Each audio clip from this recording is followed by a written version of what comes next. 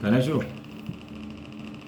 हाँ। श्री समय सारजी ग्रंथ विराजमान है सामने, और उसके अंदर पहला अधिकार पूर्वरंग अधिकार, जिसको जीव अधिकार भी कहते हैं, उसकी बात चल रही है। उसमें चलिए गाथा नंबर 14, सम्यक दर्शन देने वाली गाथा है। गाथा नंबर 14 जो है, सुने समझ ले तो सम्यक दर्शन हो जाए, जीव कर्ण लब्धि में प्रवेश कर जाए, शाम की भाषा में कहो तो, हैं।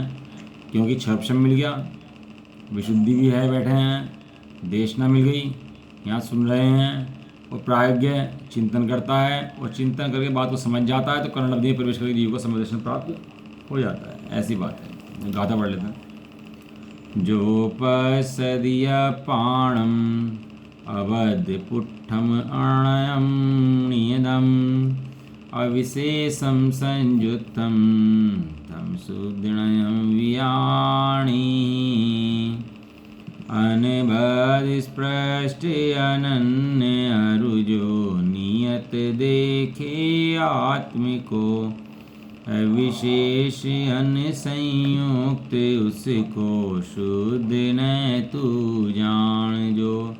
जो पश्यति, जो मैंने जो भी देखेगा, पश्यति देखता है अपने को, अपने आत्मा को। क्या? अबद्ध पुट्ठम, बिना बंधा हुआ, बिना छुआ हुआ, किससे? कर्मों से। अनन्यम, अनन्य देखता है। नियतम, नित्य देखता है।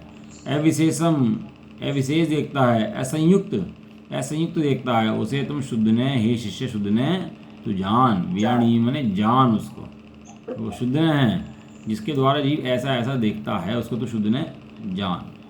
इसके अंदर अपने 3 बोल हो गए थे, अबद्ध पुट्ठम के, अणम के और नियतम के।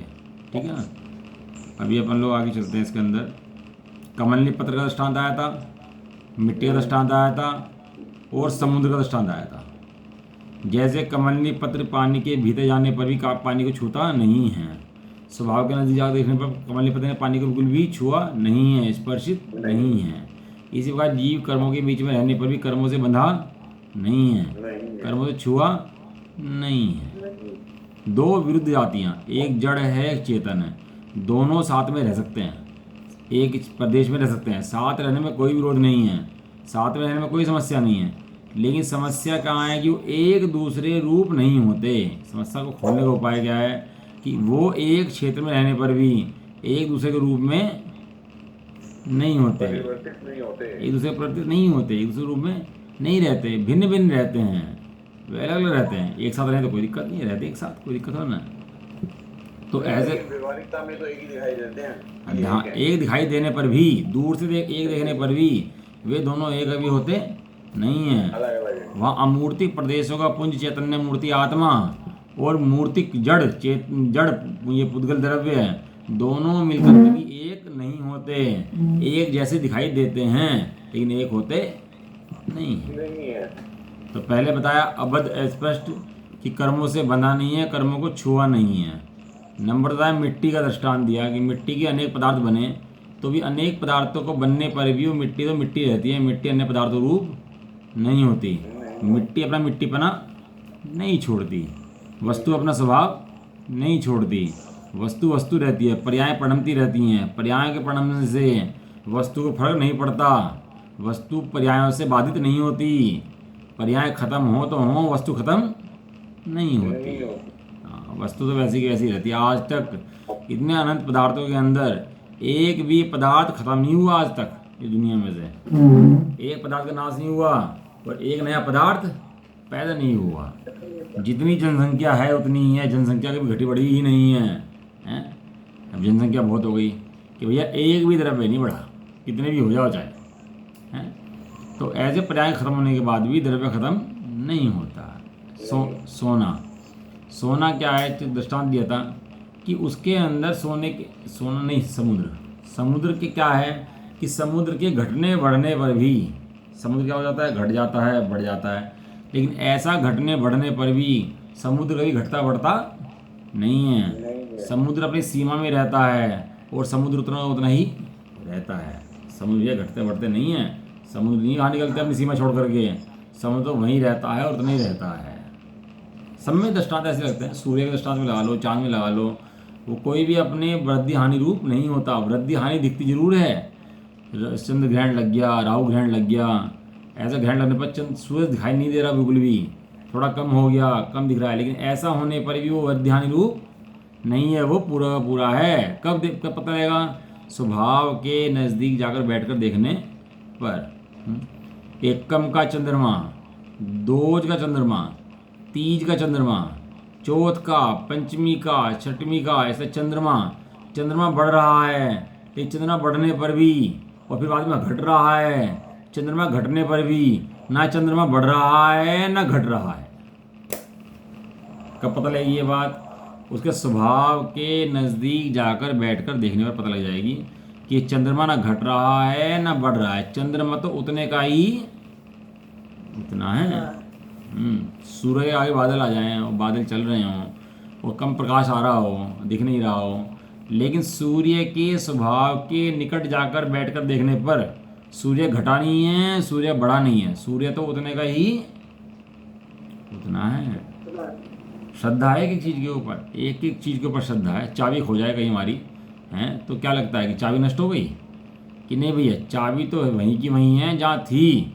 चाबी को ढूंढना है, चाबी को बनाना नहीं है। कोई चीज़ खो जाए अपनी है तो कैसे ढूंढता है? उसको ढूंढता है, उसे पता है कि वस्तु तो पूरी की पूरी है, मात्र क्या हुआ है, वस्तु खो गई है। और वस्तु नहीं खो गई है, वस्तु तो जहाँ है वहाँ उतनी उतनी पूरी बैठी हुई है। वस्तु के संबंध का ज्ञान था, वो ज्ञान खो गया है। तो कहाँ कोशिश करता है वो वस्तु में कोशिश नहीं करता, वो अपने ज्ञान में कोशिश करता है। तो याद कर, तू कहाँ था, तूने कहाँ रखी थी, लास्ट में कब आया था, ध्यान कर कहाँ रखी थी, कहाँ पे रखी। तो क्या होता है कि उसे इसका श्रद्धान है कि वस्तु नष्ट नहीं हुई है, वस्तु का संबंधी ज्ञान भूल गया हूँ, वस्तु के संबंध में ज्ञान हो जाएगा, याद आ जाएगा, तो वस्तु तो पूरी की पूरी वहीं की वहीं मिल जाएगी। किसी की थाली खो जाए तो घड़े में ढूंढता है, कहावत है पुरानी, लेकिन उसे जानता है घड़े में नहीं मिलने वाली, वो तो ढूंढता रहता है कहाँ खोई, खोजबीन लगा रहता है उसको। तो खोजने पर वस्तु की प्राप्ति उसको हो जाती है। तो वस्तु जितनी थी उतनी उतनी उसको प्राप्त हो जाती है। तो क्या खोया कि वस्तु के संबंध का ज्ञान खोया, वस्तु नहीं खोई।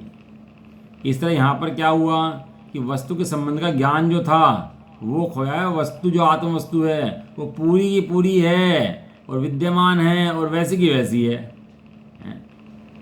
वस्तु के संबंध का ज्ञान नहीं खोया। ये आचार्य क्या कर रहे हैं, ये तेरी वस्तु का ज्ञान करा रहे हैं, इसके अलावा कुछ भी नहीं कर रहे।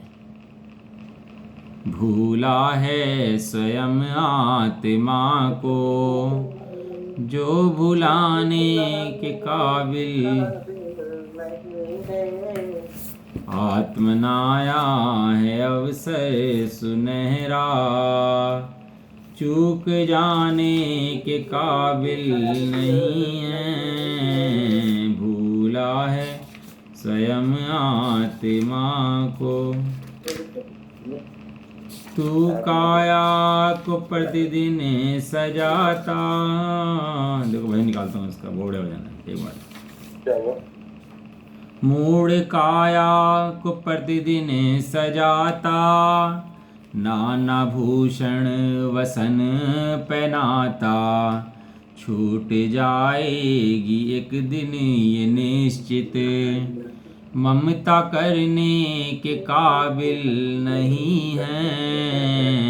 भूला है स्वयं आत्मा को जो भुलाने के काबिल। सर्व निर्णय में मन को लगाओ, भेद विज्ञान सम्यक सजाओ। सर्व पर्याय गुण भेद को भी मैं कहाने के काबिल नहीं है। भूला है स्वयं आत्मा। भजन है, एक और पढ़ता हूँ इसका। सुन समझ चेत निज को समझ ले, मात्र ज्ञायक हूँ स्वीकार कर ले। सुन समझ चेत निज को समझ ले, मात्र ज्ञायक हूँ स्वीकार कर ले, कैसा सुंदर समागम मिला है, जो गंवाने के काबिल नहीं। है बोला है स्वयं में आत्मा को, जो बुलाने के काबिल नहीं है। आत्मनाया है अवसर सुनहरा, चूक जाने के काबिल।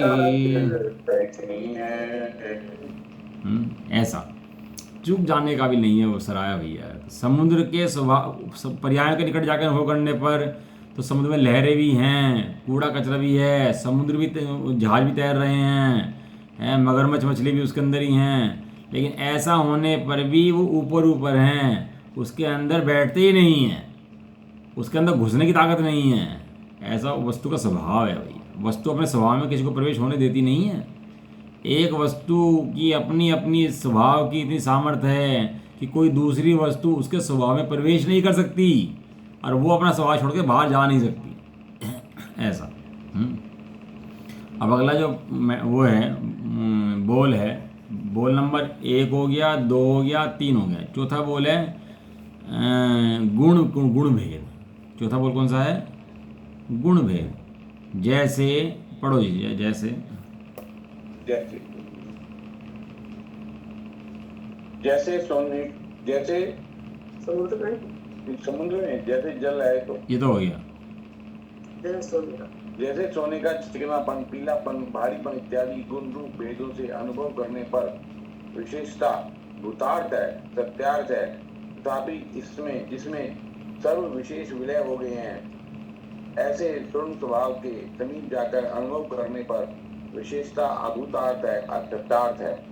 इसी प्रकार आत्मा का ज्ञान, दर्शन आदि गुण रूप भेदों से अनुभव करने पर विशेषता भूतार्थ है, सत्यार्थ है, तथापि जिसमें सर्व विशेष विलय हो गए हैं, ऐसे आत्म स्वभाव के समीप जाकर अनुभव करने पर विशेषता अभूतार्थ है, असत्यार्थ है। बस दो क्या है, एक वस्तु होती है, जैसे कोई महिला हार लेने गई की दुकान पर, तो हार लेते समय क्या देखती है? उसके इसके मोती कैसे हैं, इसका डिजाइन कैसा है, क्या कैसी वस्तु है, देखती है ना। और देख करके वहाँ तो विकल्प होते रहते हैं कि भाई कैसा है, क्या लेना, कैसे करना, विकल्प होते रहते हैं। कपड़े वाला खोल दे तो कपड़े 100 तरह के, कितने विकल्प रहते हैं, ये लूँ कि ये लूँ कि ये लूँ, कितने विकल्प रहते हैं। दिमाग खराब रहता है, सिर में दर्द हो जाता है कि दिखे देख के भी कहना यार बहुत विकल्प है। लेकिन जब एक छांट लेते हो और घर ला कर हमारे तो पहनते हो कि भैया ये अब मेरी है, तो अब जितना दुख दर्द था सब मिट जाता कि नहीं मिट जाता? सारे विकल्प खत्म हो जाते हैं उसके बाद। निर्विकल्पता में कितना आनंद आता है। एक विकल्प कितना खा जाता है जीव को कि भैया ऐसा ऐसा, एक गाड़ी देखने चले जाओ तो ऐसी ले लो, ऐसी ले लो, इसके अंदर ये फीचर, उसके अंदर वो फीचर, उसके अंदर ऐसी है और वैसी है। कितना दिमाग खराब होता है किसी चीज़ के अंदर जीव का है। और जब लेकिन जब ले लेते हैं, एक को मान लेते हैं ये मेरी है, ये अपनी है, और सब पे दृष्टि हट जाती है, तो वो वस्तु कैसी लगती है उसके बाद? जब विकल्पों का अभाव हो जाता है तो वो वस्तु कैसी लगती है उसके बाद? वो आनंद का वेदन है। इसलिए विकल्प में आनंद नहीं है, विकल्पों के बाद जो निर्विकल्प अनुभूति है उसमें आनंद है। भेद विज्ञान करते हैं लेकिन भेद विज्ञान में आनंद नहीं है। आत्मा के अंदर आनंद है। आत्मा को अनुभव करने पर जब पता करता है वो कैसा आत्मा है तो आनंद आ जाता है। आचार्य ने दृष्टांत लिया है मूर्ति के घर वाला कि अन्वय है, व्यतिरेक है। अन्वय है मतलब एक है जिसमें अन्य नहीं है, और व्यतिरेक माने जो पर्यायों को कहते हैं व्यतिरेक हैं। तो एक पर्याय है, एक द्रव्य है। पर्याय में बैठकर देखने पर आनंद की अनुभूति नहीं होती, द्रव्य के समीप जाकर देखने पर आनंद की अनुभूति होती है। एक अन्वय है, एक अन्वय है, एक व्यतिरेक है। किस तरह गाथा नंबर 80 है समय सार जी की, उसमें दृष्टांत दिया परजन सार जी की, अन्वय व्यतिरेक। बहुत अच्छा दृष्टांत है उसका। मोतियों का दृष्टांत दिया, मोतियों के हार की भांति हैं, कैसे हार देखे, ये दे दे, वो दे दे, ऐसा कर ले, इसमें ऐसा वो आ रहा है, इसका डिजाइन ऐसा हो रहा है, कितनी आकुलता रहे हैं। तो कितनी शादी की शॉपिंग हो और कितना सब आकुलता में रहे, तो शादी जब हो तो कैसा लगे, सब विकल्प हो कि कहाँ से कपड़ा लाए थे, कहाँ से, और विकल्प आ जाए उस समय तो फिर मज़ा नहीं आएगा। तो ये 2 व्यक्ति थे और ये 2 भाई थे, घर में खीर बनी। एक व्यक्ति खीर खा रहा है, खीर का मजा ले रहा है। दूसरा क्या सोच रहा है कि खीर में चावल इतना महंगा आया था, काजू इतने के पड़े हुए हैं, और किस्मत इतनी पड़ी हुई है इसके अंदर, इतनी गैस लग गई, इससे खीर का मजा आएगा उसको? तो फिर तो मैं लगा वो देहरादून में लगा हुआ है ना। हाँ, वो बात तो सही है, चावल इतने महंगे हैं, उसके अंदर दूध इतना महंगा है, अटपैरा है, सब चीज़ें, बात बराबर है, ऐसा नहीं कि वहाँ पर नहीं है, बात बराबर है। लेकिन ऐसी बात होने पर भी निर्विकल्प आनंद अगर लेना हो तो भैया सब विशेषणों को, भेदों को गौण करना पड़ेगा। यदि विशेषणों में, भेदों में ही अटका रहा तो निर्विकल्प आनंद वस्तु का नहीं आएगा। ये जगत की व्यवस्था है, यहाँ की व्यवस्था नहीं है, ये जगत की व्यवस्था है, हैं? इसलिए जो भेद हैं बराबर है, लेकिन मेरे अनुभव के अंदर भेद कहाँ चले जाते हैं मुझे पता ही नहीं लगता, नए कहाँ चले जाते हैं मुझे पता नहीं लगता, परमाणु अस्त हो जाता है मुझे पता नहीं लगता, निक्षेपों का समूह कहाँ चला जाता है मुझे पता नहीं लगता। वहाँ तो क्या रहता है, वहाँ तो एकमात्र अनुभव रहता है, अनुभव अनुभव अनुभव। ये जो सब समझ रहे ना, ये समझने में विकल्प है, आकुलता है, अनुभव में आनंद है, निर्विकल्पता है, वेदन है आनंद का। ऐसा कह रहे हैं सोने का कौन सा चिकनापन है, पीलापन है, भारीपन है इत्यादि गुण रूप भेदों से अनुभव करने पर विशेषता जो है उसकी, वो गुण भेद हैं, बराबर है, वो भूतार्थ है, सत्यार्थ है। ऐसा ना गुण के बिना वस्तु, द्रव्य किसे कहते हैं, द्रव्य किसे कहते हैं, द्रव्य किसे कहते हैं, किसी वस्तु में द्रव्य किसे कहते हैं? गुणों के नहीं, गुणों के समूह, गुणों के समूह को। गुणों के समूह को द्रव्य कहते हैं, सही बात है बिल्कुल। तो यदि गुण ही नहीं होंगे तो वस्तु होगी? नहीं होगी। कि गुण नहीं होंगे तो वस्तु नहीं होगी, लेकिन गुण ही रह जाए अकेले अलग अलग अलग अलग तो वस्तु होगी? नहीं होगी। भैया गुण भी चाहिए और एक द्रव्य के अंदर चाहिए, दोनों कंडीशन हैं। गुण भी अपनी सत्ता के, ज्ञान का है मेरी अलग सत्ता है भैया, मैं तेरे से बात नहीं करता, और दर्शन का है मैं तेरे से बात नहीं करता, और चारित्र का है मैं तेरे से बात नहीं करता, मैं हम साथ रहते भैया, लड़ाई होगी हमारी तो हम तो अलग अलग रहेंगे। सही बात है। तो ऐसी व्यवस्था नहीं है, भले ही तुम विपरीत परिणाम करो चाहे सही परिणाम करो, लेकिन गुणों को रहना तो एक द्रव्य के अंदर ही पड़ेगा, द्रव्य को छोड़ने की व्यवस्था नहीं है। परिणाम की व्यवस्था तो है कि तो परिणाम कर ले अपनी मर्जी से, लेकिन छोड़ के नहीं जा सकता, घर को छोड़कर नहीं जा सकता भाई, घर में तो रहना ही पड़ेगा, क्योंकि ये घर कौन सा है, ये घर तेरा द्रव्य का घर है, द्रव्य का घर कभी जी गुण छोड़ ही नहीं सकते, जा नहीं सकते भैया। तो जैसे सोने में गुण हैं इतने, और वो गुणों के भेदों के पास जाओ तो भूतार्थ हैं सत्यार्थ हैं, लेकिन उसके बाद भी जिसमें सर्व विशेष विलय हो गए हैं, सर्व विशेष विलय हो गए मतलब कहीं चले नहीं गए, खत्म नहीं हो गए, विलय माने उसमें समा गए हैं, उसमें लीन हो गए हैं, उसमें एक में एक हो गए हैं। जो द्रव्य के संपूर्ण भागों, संपूर्ण अवस्था में रहता है, जहाँ द्रव्य रहे वहीं रहे, साथ में रहे, कहीं छोड़ के जाए नहीं, उसका नाम क्या है, उसका नाम गुण है। छोड़ के वो तो छोड़ के जाता नहीं है द्रव्य को, गुण है, बीच में सर्विसेज विलय हुए हैं।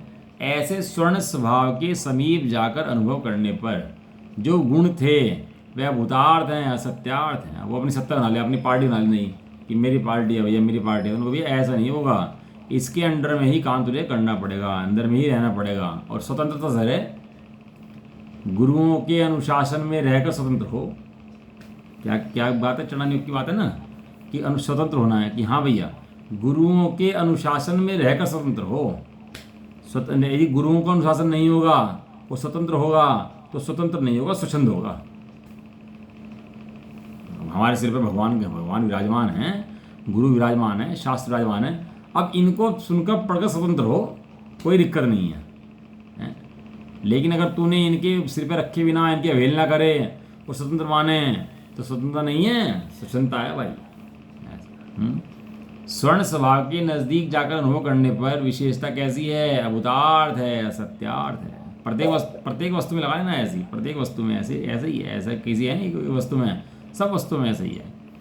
इसी प्रकार आत्मा का ज्ञान, दर्शन आदि गुण रूप भेदों से अनुभव करने पर विशेषता भूतार्थ है, सत्यार्थ है। आत्मा को देखो तो आत्मा कैसा है, ज्ञान वाला है, दर्शन वाला है, चारित्र वाला है, सुख वाला है, वीर्य वाला है, सब वीर्य है नहीं कि नहीं है, तो सब हैं, तो ये भूतार्थ है, सत्यार्थ है। अकलंक देव से क्वेश्चन पूछा राजवार्तिक के अंदर, शिष्य ने पूछा कि किससे, अकलंक देव से क्या पूछा, कहने लगा जी एक तो द्रव्यार्थी न हो गया, एक पर्यायर्थी न्याय हो गया। और जबकि वस्तु के अंदर द्रव्य भी हैं, गुण भी हैं, पर्याय भी हैं, तो द्रव्यार्थिक न्याय है, पर्यायर्थी न्याय, गुणार्थिक न्याय क्यों नहीं है? गुणार्थिक न्याय क्यों होना चाहिए? गुणार्थिक न्याय कहाँ चला गया? द्रव्य द्रव्य स्वयं ही तो गुण है। हाँ, तो उन्होंने उसका जवाब दिया, आचार्य अकलंग देव ने, अकलंग देव ने उसका जवाब दिया, बहुत सुंदर जवाब दिया। कहने लगे भैया जब गुणों को अभेद करते हैं तो द्रव्य में समा जाते हैं, और गुणों को जब भेद करते हैं तो पर्याय बन जाती है। भेद सो पर्याय। अब वो पर्याय एक समय की हो चाहे गुणों को भेदे, अपना प्रयोजन नहीं सकता ना भाई, उससे अपना काम तो नहीं चलता है।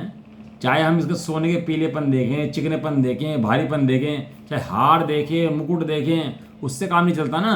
हमारा तो सोने के स्वभाव को देखने से काम चलता है। नहीं, क्या बताया द्रव्य के, क्या बताया द्रव्य के, देखो मैं खुद भूल जाता पर्यायर्थी हूँ। न्याय और द्रव्यार्थी हाँ, न्याय। पर्यायर्थिक न्याय और द्रव्यार्थिक न्याय, दो न्याय हैं। हाँ, तो गुण भी वस्तु के अंदर, तो गुणार्थिक न्याय क्यों नहीं है इसके अंदर?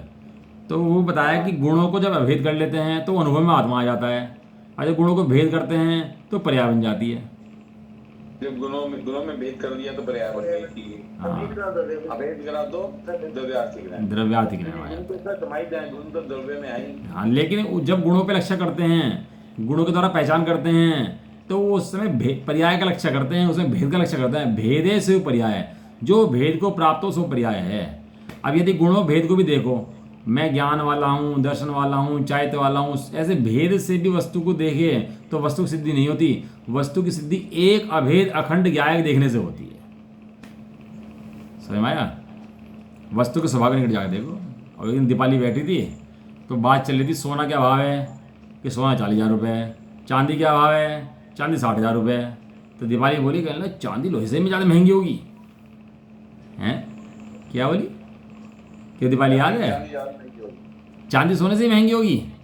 अब क्या सही कह रही है कि नहीं कह रही है? कि भैया सही नहीं कह रही है। क्यों? क्योंकि उसका रेट तोले में है और उसका रेट और वो किलो में है। वो किलो में है। वो ज़्यादा महंगा दिखने पर भी वो सस्ता है और वो महंगा है, क्योंकि उसका 10 ग्राम का वजन है वो, और उसका किलो का वजन है वो। अब उस हिसाब से यदि 60,000 रुपये में जो किलो है वो 40 लाख रुपए किलो है, यदि बराबर हो जाओगे तो उसके। तो सही बात है। वस्तु के स्वभाव के निकट जाके देखने में पता लगेगा आपको कि डिफरेंस कहाँ है। दूर से देखोगे तो पर्यायर्थिक न्याय भी द्रव्यार्थिक न्याय जैसा लगेगा, लेकिन स्वभाव के नजदीक जाके बैठ कर देखो तो पता लगेगा कि पर्यायर्थिक न्याय में द्रव्यार्थिक न्याय में कितना डिफरेंस है, कितना बड़ा अंतर वहां पर है। स्वभाव के निकट जाकर देखने पर आत्मा को पर्याय वाला कहा, पर्याय वाला है भैया, लेकिन पर्याय वाला होने पर भी कैसा है? अभेद है। वो भेदों से भित्ता नहीं है, भेदों से एक रूप होता नहीं है। बताओ जी, नमक कैसा होता है? नमक कैसा होता है? कड़वा होता है, खारा होता है। नमक खारा होता है, खाली खारा होता है? नहीं, सफेद गुण, उसके गुण भी सफेद होता है, खारी होता है, सफेद होता है, खारा होता है, सफेद होता है।